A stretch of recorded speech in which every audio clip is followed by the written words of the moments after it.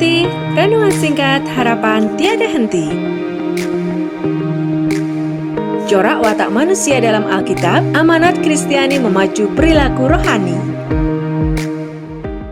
Shalom, salam damai Bapak Ibu, Saudara-saudari kekasih Kristus. Sebelum kita sama-sama memulai ibadah kita, marilah kita saat hening.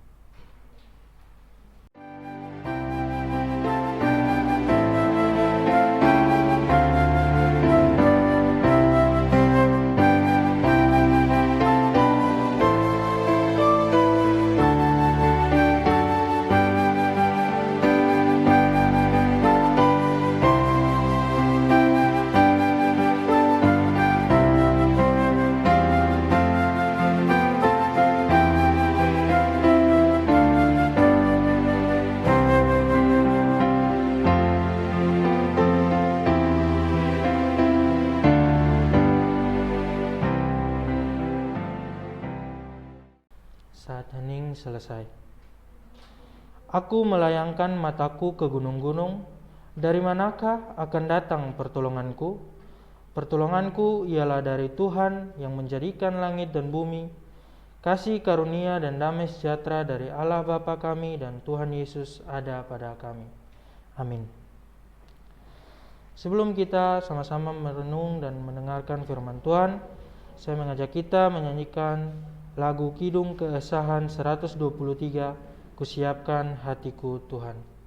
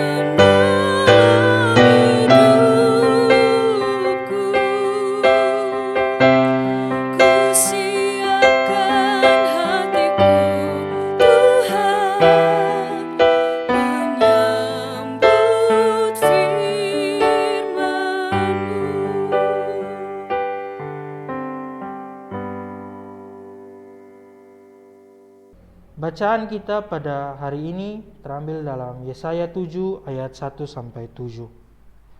Saya akan membacakannya bagi kita semua. Yesaya 7 ayat 1-7.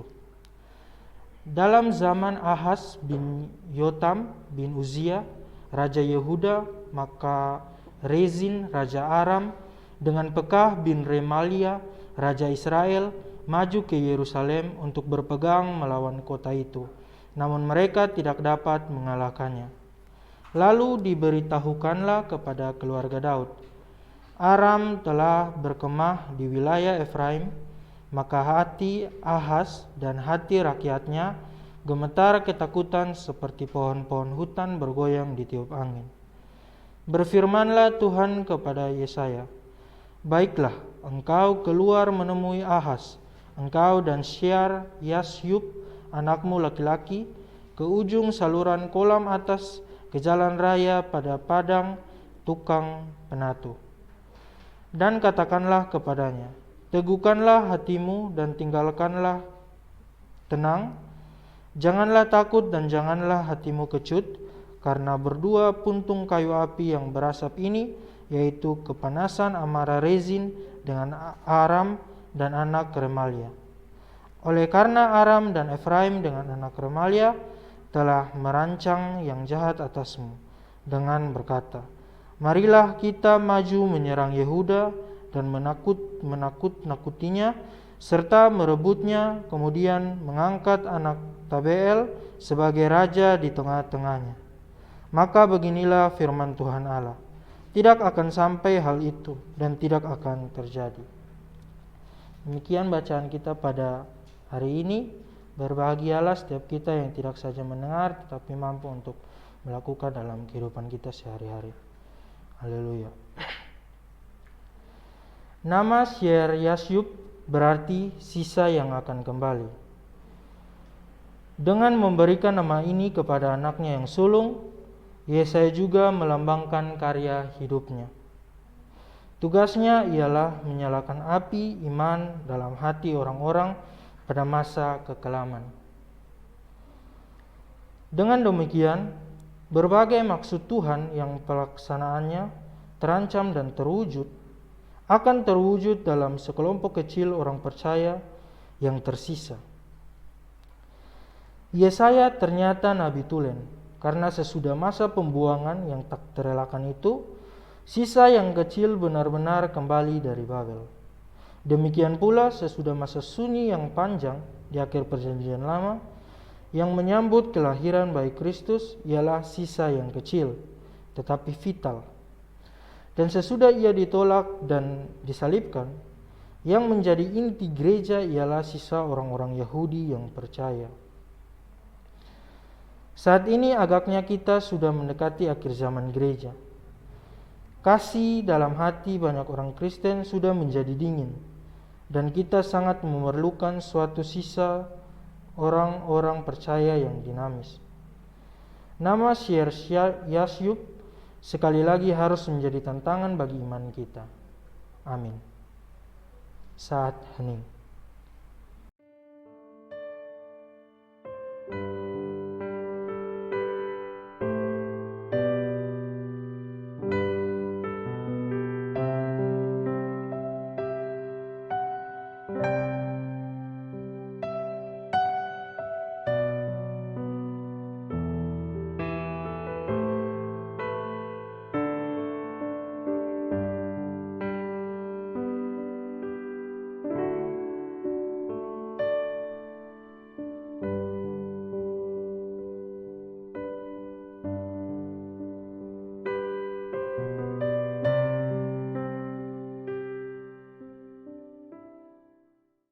Saat hening selesai.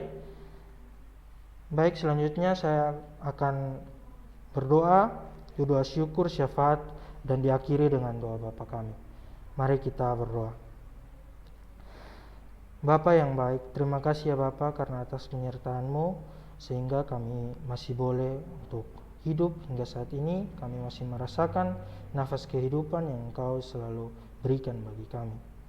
Ya Bapa, pada hari ini kami mau sama-sama berdoa untuk GKJ Salatiga Timur dalam berbagai program yang ingin dilaksanakan dan sedang dilaksanakan. Tuhan Yesus memberkati, Tuhan Yesus tuntun agar apa yang direncanakan, apa yang sedang berjalan semuanya hanya berdasar kepada Engkau dan semuanya untuk memuji dan memuliakan nama-Mu ya Bapa. Ya Bapa, kami juga berdoa untuk pemerintah agar setiap keputusan-keputusan atau kebijakan-kebijakan yang dinyatakan oleh pemerintah semuanya itu bersumber daripada Engkau ya Bapa, agar masyarakat tidak merasa resah dari apa yang dinyatakan oleh pemerintah. Program vaksinasi Tuhan Yesus memberkati agar masyarakat kita semua dapat mengikuti vaksinasi tersebut dan kita juga dapat terhindar dari COVID-19. Ya Bapa, kami juga berdoa untuk korban-korban dari COVID-19. Tuhan Yesus memberkati dalam segala pergumulan mereka. Tuhan Yesus kuatkan agar di tengah masa kekelaman mereka masih tetap merasakan kasih, mereka masih tetap merasakan damai sukacita yang datang daripadamu ya Bapa. Ya Bapa, kami juga berdoa untuk jemaat-jemaat Tuhan yang mungkin sekarang dalam mencari pekerjaan, dalam kuliah, dalam studinya. Tuhan Yesus memberkati agar apa yang dikerjakan semuanya itu ada dalam naungan kasih-Mu, dan yang sedang melakukan studinya, Tuhan Yesus memberkati agar studinya itu dapat berjalan dengan baik.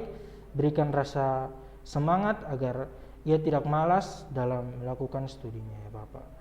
Ya Bapa, pada akhir doa ini kami akan berdoa dengan doa yang Engkau ajarkan. Bapa kami yang di surga, dikuduskanlah nama-Mu, datanglah kerajaan-Mu, jadilah kehendak-Mu di bumi seperti di surga.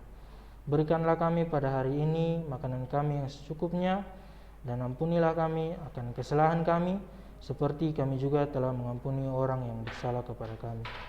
Dan janganlah membawa kami ke dalam pencobaan, tetapi lepaskanlah kami daripada yang jahat. Karena Engkaulah yang mempunyai kerajaan dan kuasa dan kemuliaan sampai selama-lamanya. Amin.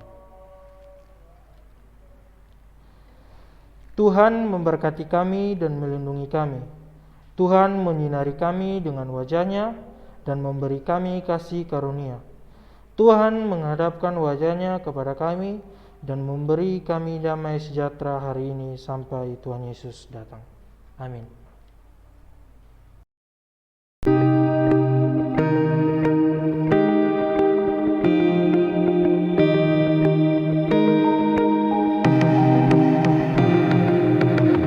Angkat hati, renungan singkat harapan tiada henti.